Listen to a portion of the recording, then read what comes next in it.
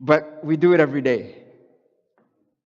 We wait in line at the grocery store checkout counter, at the doctor's office, at airport securities, at um, when we're on the phone, on hold, waiting for customer service to pick up. We wait at the traffic stop, for the red lights. I once wondered, how much time does an average person spend waiting? I looked it up on the internet, and there's a website that actually had something to say about it.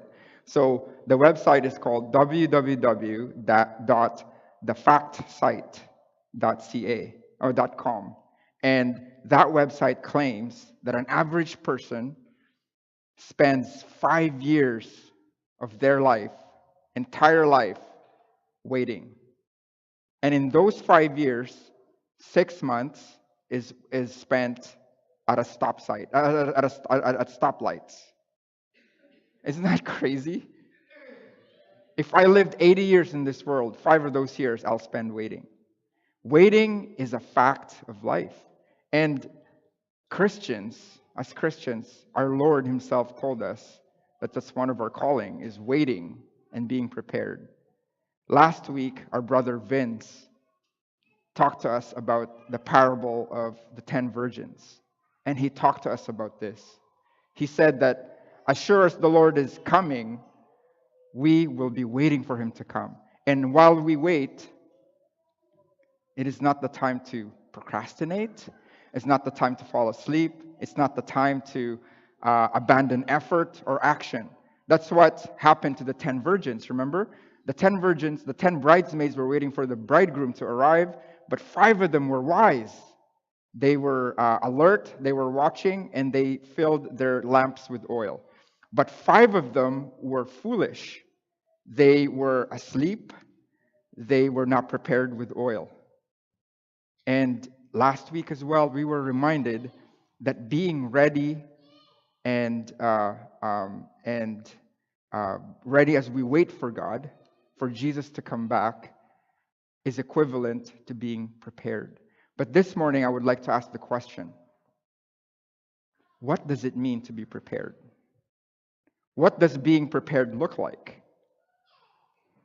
So that's the question that we would like to ask. And as we continue with our sermon series on the parables of Jesus, we are going to look at a parable this morning that will answer that question. And that parable is called the parable of the talents. In the parable of the talents, we will have for an objective this morning to look into what Jesus says we ought to do in order for us to be prepared for when he comes back. Right? I think that's a really important topic that we need to talk about today, because a lot of times, as we wait for him to come back, we forget about it. Like, what are we here for? And then we get distracted. And we know we're distracted when we're doing something in our life today that would cause us to be ashamed in front of our Lord when he comes back. And when that happens, we know, if that's the case right now with us, we know that we need to change something. And with this particular parable in mind, we are going to look into ways in which we can be prepared. So let's do that. And as what we've done in the past, we're going to divide our lesson in 2. We're going to talk about the earthly story, the actual parable itself, and then we'll apply it to our lives as we look at the heavenly meaning. So let's look at that, the earthly story. The parable starts in Matthew 25, verse 14, but remember, this is shortly after, like literally, Matthew 25, verse 13 was the end of the parable of the 10 virgins. So Jesus tells us, be prepared. And then he starts with this parable to tell us, this is how you will be prepared. Okay? So let's start. For it will be like a man going on a journey who called his servants and entrusted them his property. Back then, masters of estates or men who are really wealthy with servants would oftentimes entrust their property to stewards or to their servants or slaves. But they will have to trust them. That's the key. And in verse 15, we'll see what this man entrusted to his servants. So in verse 15, we read, to one he gave 5 talents, to another 2 talents, and to another 1 talent, to each according to his ability. Then he went away. The first time I read this parable when I was younger, I thought, man, that's not fair. Just 1 talent? It's not a lot. But if you really think about it, back then when Jesus told this to the people, they knew exactly what a talent was. Today we use the word talent to say our skills or abilities. But back then when you say a talent, it's a unit of measure for money. 1 talent back then, you're seated, that's good. 1 talent was 6,000 denarii. Do you guys remember what a denarius was, right? 1 denarius is equivalent to 1 day's wage. So 1 talent is 6,000 of them. 6,000 days worth of work. 1 talent is equivalent to 20 years of work. And it's not even a monetary thing, it's a time thing. Depending on how much you earn a day, you will have to work for 20 years to earn that 1 talent. So this individual with 1 talent has a lot of money. Like I think if my math serves me right, if you earn in today's money, if you earn minimum wage is about $500,000-$600,000. But that's just minimum wage. If you make more, it's millions, right? So think about that. 5 talents, 2 talents, and 1 talent. The master gave to 3 of his servants that he trusted a lot of money. Now, in the next 2 verses, we're going to see what these servants did with their money that their master entrusted to them. So we talked about the talents. There you go. He who had received the 5 talents went at once and traded with them, and he made 5 talents more. So also he who had the 2 talents made 2 talents more. So we need to understand here that the first 2 servants doubled what was entrusted to them. But think about it. It's not said here, but if you think about the logistics of doubling millions and millions of dollars, that's a lot of work. Maybe they tried and they failed here and they failed there and they succeeded here and they succeeded there, but there's a lot of work that had to go into that. But the key that I want you to realize in this is these 2 servants did it at once. There's no twiddling thumbs. There's no going, I'll wait. They did it at once. Because time, as you know, when you think about the time value of money, when you think about investments, time is money, right? So they did it at once because they wanted to take advantage of the opportunities that they have with time. So now it's a different story with the last servant. The last servant, the 3rd servant, did this. But he who had received the 1 talent went and dug in the ground and hid his money there. Hid his master's money there. Okay? The key is that he hid it. So long story short, the master who left on that journey, after he's entrusted his property to his 3 servants, came back after a long journey. So he comes back and he wants to make an accounting of what his servants did with his property. Okay? Like what we do when we invest our own money or when we come back and we ask somebody to take care of our house. We want to see what happened, right? This is what the master did. So the first servant said, Master, see, you gave me 5 talents, and now I used it, I worked it, I traded it, and guess what? I made you 5 more talents. Here is your money, 10 talents in total. Millions and millions of dollars. Right? So what did the master tell him? This is what the master told him. His master said to him in verse 21 of Matthew 25, Well done, good and faithful servant. You have been faithful over a little. I will set you over much. Enter into the joy of your master. Now the second servant did the same thing. He said, Master, you gave me 2 talents. I made 2 more. Here's 4 talents back. And then he said the exact same thing in verse 23 to the second servant. And what I want us to realize in this verse is this: the sound of our Lord, of their master, telling this to them, well done, good and faithful servant. But it's a different story with the third servant. The third servant differed in his approach as he gave an accounting of what he has done with the money, right? The first two servants were all about results. But the third servant was different. The first thing that came out of his mouth was excuses. Here's where he's at. He also, who had received the 1 talent, came forward, saying, Master, I knew you to be a hard man, reaping where you did not sow, and gathering where you scattered no seed. That's what he did. He had an excuse. And this is what he said to his master. I knew you to be a hard man. My understanding of you is that you are a man who is not just. But we know from the parable that this is not so.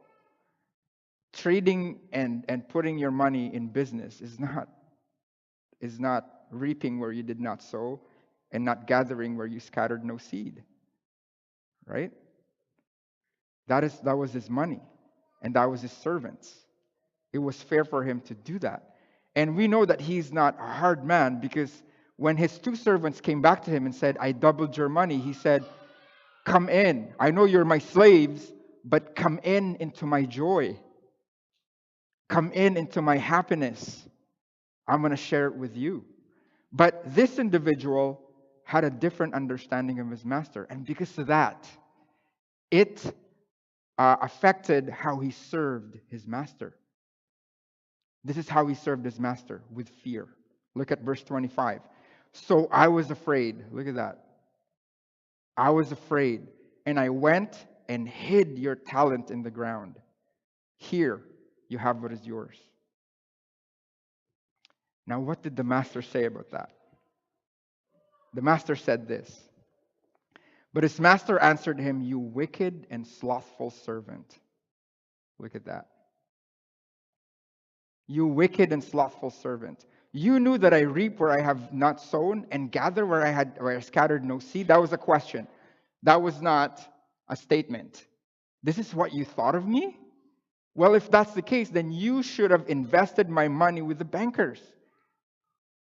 And at my coming, I should have received what was my own with interest. A lot of times we think, well, that's just too harsh.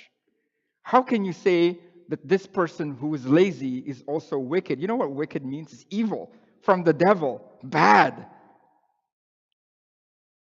Like, how can you equate lazy and evil, But he did. The master did. Laziness is evil. Laziness is wicked. And we think, well, what did the servant do? The servant did not waste his money. The servant didn't go, oh, I have $1 million. What can I buy with it? How many craft dinners can I buy with this? Right? Like, how many PlayStation games can I buy with this? How many cars can I buy? No, he didn't say that. He said, well, I'm just going to hide it. See, the problem with the third servant was not that he wasted the money, is he wasted the opportunity. Imagine for yourself, if you had some money, you went to a bank and talked to an investment banker and said, I have this money, I want you to invest it. And then you leave. And I want it long term, right? So when I retire, I'll have money. And then 5 years later, you see the economy just booming. But the 6th year went down, but 7th year, 10th year, 15th year, it was just going up and going up and going up. And you're so happy. I know that I'm going to retire well because I invested my money, right? And then your retirement is done. 20 years, you go back to the bank and go, yes, can I have my money, please? Because I'm retired and I'm done. And the investment banker goes, oh yeah, your money. Listen, what I did with your money was I put it I put it underground. I didn't do anything with it. All those years the economy was doing well, you did not do anything with my money? That's the equivalent to this. But sometimes when we read this, it's like, that is so harsh. Poor servant. That's his job as a slave. He was given that was his employment. He's not, if you if you're an investment banker and you don't invest, what are you? Right? So, what did the master do to this person? This is what the master did to the person. So take the talent from him and give it to him who has the 10 talents. For to everyone who has will more be given, and he will have an abundance. But from the one who has not, even what he has will be taken away. And then the ultimate destiny of this individual was this: cast the worthless servant into the outer darkness. In that place, there will be weeping and gnashing of teeth. Look at that investment banker. That was a useless worker right there. That's your job, to invest. This was his job to do, and he didn't do it. So he was deemed worthless, and he was cast out. Now, that's the parable right there. It was a short parable, but very impactful. But now, how do we apply that to our lives today? There's a lot of heavenly meaning tied to this particular parable. But this morning, for our purposes, I would like to bring up two. This is the first one that I want to bring up. In the parable of the 10 virgins, or 10 bridesmaids, or the wise and foolish virgins, we are told to be prepared. And we heard that from Vince last week during his sermon. He told us to be prepared. And that's what he admonished us to do. But we asked the question this morning as we started this lesson: what is it to be prepared? What does it mean? Right? In the parable that we just saw, to be prepared. And this is if you're going to get something from this lesson today, this is it. To be prepared is to be productive. To be prepared is to be productive. You know, our Lord told us to be productive, but he didn't say just be productive. He gave us everything that we need to do to be productive. In the parable, we see that he gave each individual, each of his servants, a talent, a sum of money, a huge sum of money. It's the same thing with us today. We have been given, each of us, gifts. But the question is, what are those gifts? And what do we do with those gifts? Right? We don't just come here to consume. We come here to serve. You know, that's what Jesus did. Matthew 20:28. What did Jesus do when he came to earth? The Son of Man did not come to be served. So for all of us here, we don't come just to be served. But in Matthew 20:28, it reads further, the Son of Man came to serve and to give his life a ransom for many. Jesus came to serve and to give. Being productive, the call for us today to be like Jesus, is to serve and to give. To serve with what? To give what? Well, we saw that in the parable, but Peter made it clear to us. Each of you should use whatever gift you have received to serve others as faithful stewards of God's grace in its various forms. See, each of us has received a gift. It could be your health, your physical bodies, your voice, your intellect, your particular talent in a certain realm or certain field, your skills, your abilities, your time, your money, your relationships, your schooling, your work, your career, your money, your car, your house, and you know what? Your children. God has given all of these so that we can use them. For what? For our own selves?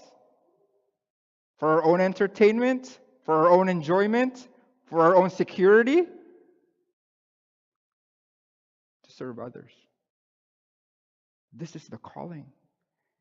And for as long as I am alive, I will preach that this is what we are here to do, to serve. And many of the things that we struggle with in this world could be sorted out just by fulfilling what God has intended for each of us to be and to do in this life, to serve. Because when we serve, we forget about ourselves. And that's what we worry about is ourselves. That's what we think about is ourselves. Oh, I can't do this. Oh, I can't do that. Oh, I am not there yet. Oh, I'm this and I'm that. But if we prepare our minds to serve, many of the things that we struggle with are just going to be like, wow, gone. And the key to this is to being stewards of what we have.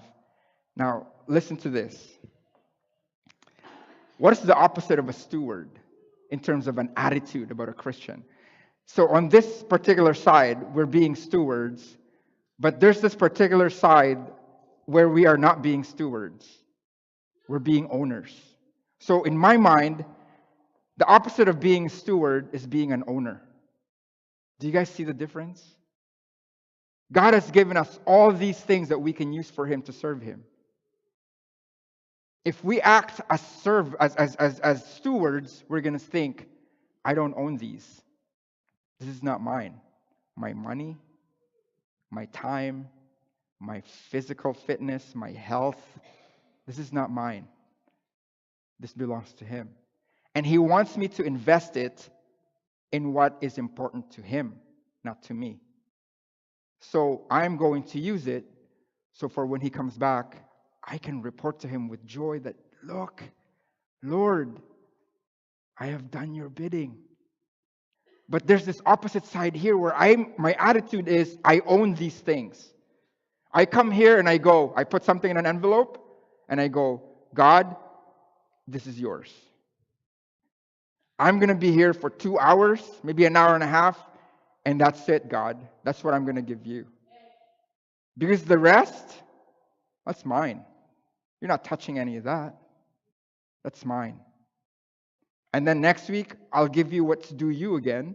And then the week after that, and the week after that. But apart from that, this is mine. You can't touch that. I can't have you meddling with that because that's my stuff. That's not the right attitude. That is misusing what God has given us. We need to be able to think that we are stewards and not owners. Okay? And an important thing about our gift as well is we are all been given different gifts. That's why it says various forms right there. Various forms of grace. You know, Chad has a really amazing voice. I don't have that. Right? If I led singing, I'm telling you, it's not going to be good for the congregation. Right? But all of us here, think about this worship service. All of us have a hard hand in this. Like a lot of times people think, well, if I'm sitting there, that means I'm the audience. You know who the audience here is? There's one audience. God. We are here to worship Him. He's watching. You guys are not watching. You're worshiping Him. He's watching you. All of us have a part in this. Not just the song leader or the preacher or the person doing this or the people passing, the people who made the emblems, right? The people who are working the sound system. All of us have a hand in this. When we sing, when we pray, when we participate in the worship. But sometimes, like I said earlier, just serving just makes our life that much better and sorts out a lot of our problems. You know, there's a story. I heard the story while I was in university, and I heard the story every time I went on a continuous quality improvement workshop or conference. And it's an amazing story. I don't know if it's true or not, but it's interesting. So back when elevators were just becoming popular, and high-rise buildings are becoming taller and taller. Back then, it was like 7 floors and that's it, before the elevators were invented. But now the elevator has come into the scene, and high-rise buildings are popping up everywhere. There was this one building, high-rise building in New York. It was a multi-story office building, and the business tenants there were complaining to the manager, saying, "The elevator is taking so long. We don't want to wait too long. And if it doesn't improve, we're going to break our lease and we're going to go somewhere else to do our business." So the manager thought, well, I got to sort this out. So he commissioned a study. He called in engineers to talk to see if they can improve the elevator, right? So the engineers came back and said, we can't. It's going to cost more than this building, because the building is old. It's going to cost more than this building to sort out your elevator system. It's not feasible. Your tenants and you just have to bear the wait times. So the manager was desperate. So he called in his guys. Guys, we need to think about this. And what they did was they thought about it in a way, like, what was the actual problem? Why are they complaining about the wait times? They actually timed the wait times. The elevators were coming 5 minutes, 6 minutes, and that's it. But people are complaining about that. And they figured out that they were not really complaining because of the wait times. They're complaining because they were bored. You're waiting there for 5 minutes doing nothing. You don't know when it's coming. You're going to be bored. So now, when you go to elevators, what do you guys see everywhere, like at the elevator door? So when you go to an elevator, what do you see around you? Mirrors. So what these guys did, the management, you know what they did? They said, let's install mirrors. Because these people just need something temporary to occupy them with while they wait. So they installed mirrors. And guess what? The complaint stopped. The complaint stopped. Because they just needed something to do. You know what? It's the same thing in our service to God, in our life here on earth. When we wait for God and we wait, we get distracted, we wait, and what are we doing? Many of our problems will be sorted out if we don't look inside of us. If we look outside of us and use what we have to give and to serve. But sometimes we say, well, when I win the lottery, this is what I'm going to do. But you know what? If we are not serving now with what we have, when we win the lottery, we are not going to serve with what we have. We're not going to do it. Remember, who is the top 2% of the rich people in the world? You know who they are? You guys are looking at them. We are here, the top 2% of the rich people in the world. You have tap water in your house, you're part of the 2%. You have a bathroom in your house, you're part of the 2%. You have heat in your house, you're part of the 2%. Car to you, you have cars because it's like a necessity here, you're part of the 2%. If we wait for God to give us more, we will not do. We will not do. We will just be inwardly looking to ourselves and thinking, I can't serve. I can't be a steward. I must be an owner. I can't part with what I have to keep it for me. Right?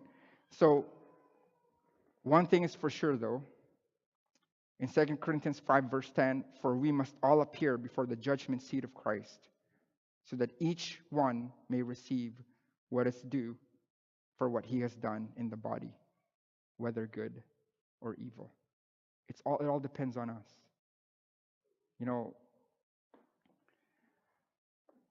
One of the things that we struggle with as well is sometimes, if you really can't do it, maybe somebody else can do it. It's fine, right? But we need to use what we have. Like in terms of what you just said there, I remember my dad, when we came to Canada, I was showering, and I was just so happy. I didn't realize that I could sing in the shower very well as well. I was singing in the shower, and I was so proud of myself. And then my dad poked his head in and said, you singing? Yeah. You have a hidden talent. I was like, yeah, I do. And then you know what he said next? Before he left the washroom, he said, "Keep it hidden." But you know what? That aside, there's things that we want to do, but we're not good at it. It's fine. Keep doing the best that you can, and maybe talk to somebody who's really good at it and learn from them, or just let them do it. But sometimes we leave it at that. I'm not good at it, so somebody else will do it. Remember, we must all appear before Christ one day, and it's up to us if we are going to be ashamed of ourselves, or if we are going to be like the first two servants going, "Hey, look what you gave me, and this is what I've done because of you, because of what you have done for me." And at the end, and this is the last one I want to talk to you about, at the end is I want us to focus on this. Only a few minutes on this. Well done, good and faithful servant. Isn't that like just music to your ears? Remember, the master did not tell his servants, "Well done, good and intelligent servant." He didn't say, "Well done, good and distinguished servant." I'm not distinguished. I'm not intelligent. But I do what I can. It is the same thing with all of you. Right? The hand cannot say to the foot, "You're useless because you can't grab things." Or the eye can be jealous to the hand, just said, "Well, I'm jealous because you can grab things." The eye has his own thing that he needs to do to see. It's the same thing with us. Well done, good and faithful servant is something that each individual person here will have to identify what that looks like for your relationship with God. So when we do that, we're really telling ourselves, we're really telling God, "God, make me a servant. God, use this body to serve you. Use this body and make me the temple that you said you're gonna make me. Make me your sanctuary, pure and holy, tried and true." As we stand, because we're gonna sing that song, I want you to focus on that part of the song where it says, "Well done, faithful servant, well done." And again, the question. This is the last thing I'm gonna say, and then we're gonna sing. And I want you to think about this as you go home today, as you start your work week. How are you using your gifts to serve? Thank you for being here.